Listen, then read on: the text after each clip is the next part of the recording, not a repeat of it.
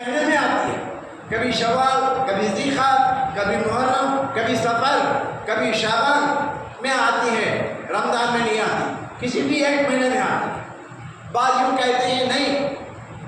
شب قدر آتی ہے تو 21 میں آتی ہے، بعض کہتے ہیں نہیں 27 میں آتی ہے، بعض کہتے ہیں کہ 27 میں آتی ہے۔ ان کے اندر بہت بڑا اختلاف ہے۔ مہدی کے علاوہ کسی بھی اسلامی جماعت میں مہدی شب قدر کا تعین نہیں ان کے پاس،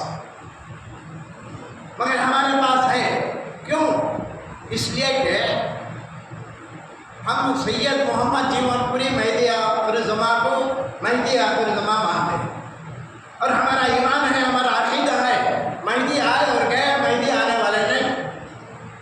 اور مہدی کے تعلق سے اللہ کے نبی نے فرمایا المہدی منی یحب عصری ولا یفتی، مہدی میرے سے ہے، مجھ سے ہے، فاطمہ کی اولاد سے ہے، وہ کبھی خطا نہیں کرتا، ولا یفتی، کبھی خطا نہیں کرتا۔ جب حضرت اللہ کے نبی نے مہدی موت کے تعلق سے فرما دیا وہ خطا نہیں کرتا، وہ سچ بولتا ہے، تو حضرت مہدی موت علیہ الصلوۃ والتسلیم تفصیل میں نہ جاتے ہوئے ہجرت کرتے ہوئے آپ قفقاز ہندوستان کاہا میں گئے، ایک مقام ہے کاہا ٹھٹا، وہاں رمضان آ گیا۔ اللہ کے نبی صلی اللہ علیہ وسلم رمضان کے مہینے میں عبادت میں بیٹھے تھے، ذکر الہی میں بیٹھے ہوئے تھے، بیٹھے بیٹھے یکایک سر آپ نے آسمان کی طرف اٹھایا، پھر جو صحابہ کرام پیچھے بیٹھے ہوئے تھے ان سے پوچھا کہ آج کون سی تاریخ ہے؟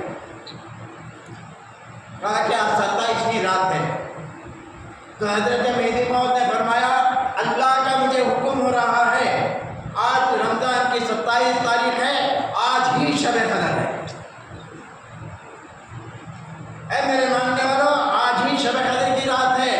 لہذا اللہ کا مجھے حکم ہو رہا ہے کہ تم مرد اور عورتوں کو لے کر بطور شکریہ فرض کے 2 رکعت نماز ادا کرو۔ یہ اللہ نے مہدی کو حکم دیا، مہدی نے ہم کو حکم دیا۔ اب رہی رات، اب غیروں نے بھی کی یہ رات کی تعظیم کرتے ہیں، قدر کرتے ہیں، جب ان کے پاس تعین نہیں ہے، ان کے پاس محرم نہیں ہے، تو پھر کیوں کرتے ہیں؟ اس لیے کہ بہت سارے بزرگان دین، بعض صحابہ کرام بھی اس کے قائل ہیں کہ شب قدر 27ویں تاریخ میں آتی ہے۔ اس بنا کے پر یا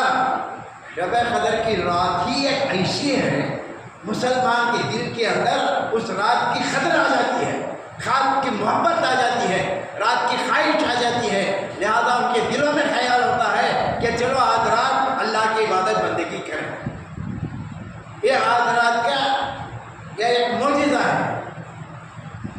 جو اور لوگوں کو بھی جو عقیدہ نہیں ہے ان کو بھی شب قدر ادا کرنے پر ابھارتے ہیں۔ اور حضرات کرام یاد رکھو، اللہ کے نبی صلی اللہ علیہ وسلم نے فرمایا شب قدر کی رات میں کوئی بھی میرا امتی اتنی دیر ایک بکری کا دودھ دھویا جاتا ہے، بکری کا دودھ،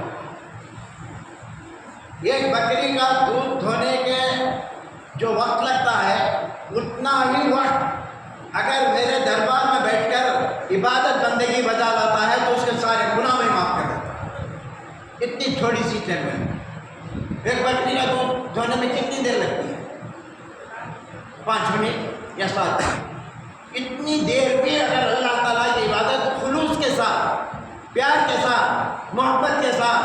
خدا کے لو کے ساتھ، خدا کے دیدار کے ساتھ، خدا کی رحمت میں جانے کے ساتھ، اپنے گناہوں کو معاف کرا لینے کے ساتھ، اپنی زندگی کو ایمان کے ساتھ سنوار لینے کے ساتھ، آج کی رات میں جتنا روئیں گے، جتنا مانگیں گے اتنا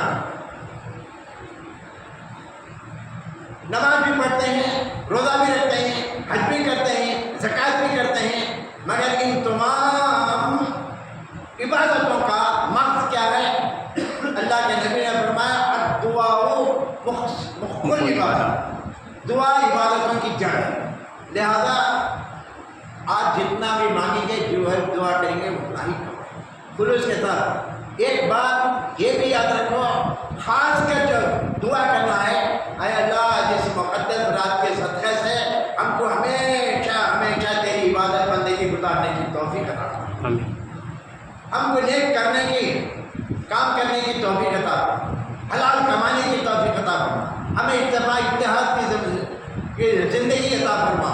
اے اللہ ہمیشہ ہمیشہ مہدویت کا بول بالا فرما، مہدویوں کا بول بالا فرما، یہ دعا کریے تو مگر اتنی بات نہیں کہ سورج غروب ہوا نکلا نہیں، 26 تاریخ غروب ہو کو 27ویں تاریخ کا سورج طلوع ہوا، صبح کے غروب ہونے تک بھی اللہ کی سلامتی نازل ہوتی تھی، صرف اتنی کہ مجھ جیسے بہت سارا مہدوی 2 رکعت نماز پڑھ لے یا فرض نماز پڑھ لے یا دعا کر لے، بس سمجھے اللہ میرا ہو گیا، جنت میری ہوگی، ایسا سمجھ کے نہ جاؤ، بلکہ